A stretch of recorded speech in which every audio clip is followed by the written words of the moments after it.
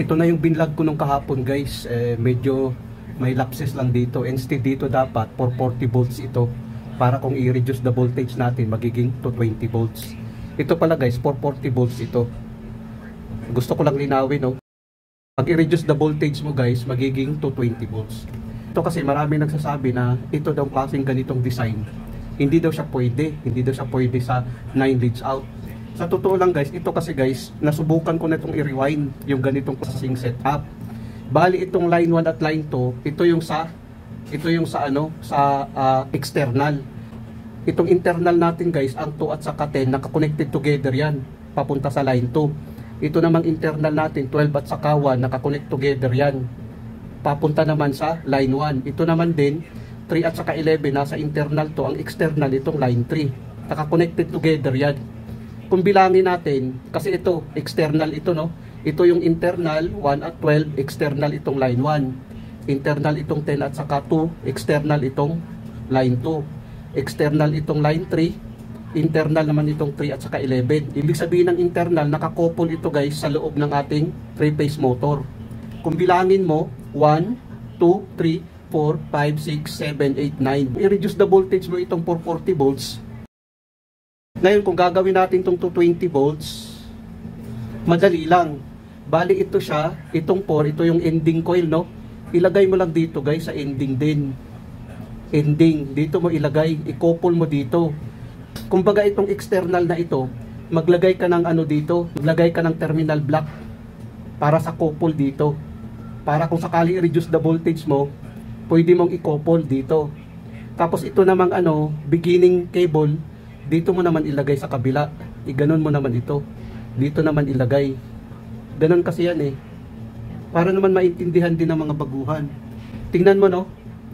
Dito siya nakakabit ang 7. Ending coil, ending to ending coil, connected together. Beginning coil, connected together din. Tapos dito naman ganon din. Ito yung beginning. Ito naman yung ending. Beginning to beginning. Iganon mo lang. Tapos ito naman, ending naman ito. Ending to ending. Ganon ang connection niya. Tapos dito naman, beginning ng 3, beginning, ending.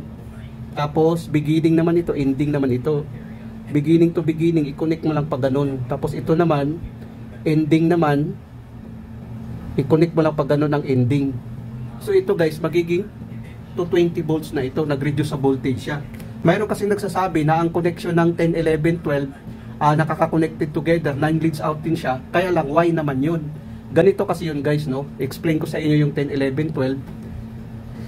Erase muna natin to, no?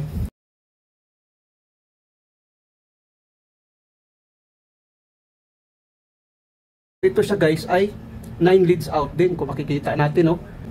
Ito yung sa leads out niya. Ito naman dito, no? Kung makikita natin, 1, 2, 3, 4, 5, 6, 7, 8, 9, no? Dahil ang 10, 11, 12 connected together. Ganitong design guys, hindi to pwede magiging double delta kasi naka-connected na together dito. Ito siya guys, pag gagawin natin tong double Y, nakaganon ito. Kung makikita mo, double Y ito to 20 volts. Pag naka-couple kasi dito guys, hindi pwede magiging delta kasi naka-couple na ang 10, 11, 12. So ito siya guys, pag ganito na 9 leads out, Y ito. Pag nakakouple ang 10, 11, 12, matik yan na Y connection. Yun kasi, mayroon kasi nagsabi, pag nakakonect ang 10, 11, 12, double Y at saka single Y yan, ang pwede natin gawing connection. Hindi siya pwede magiging delta. Hindi siya pwede magiging delta. Kaya nga 9 leads out din ito. Kaya nga pag sabihin natin guys na 440 volts delta, tapos reduce the voltage to 20 volts, 9 leads out na delta, pwede. Ito pinapakita ko lang, no? Pwede yan, ganito. Pag nakakouple ang 10, 11, 12, matik yan na Y connection.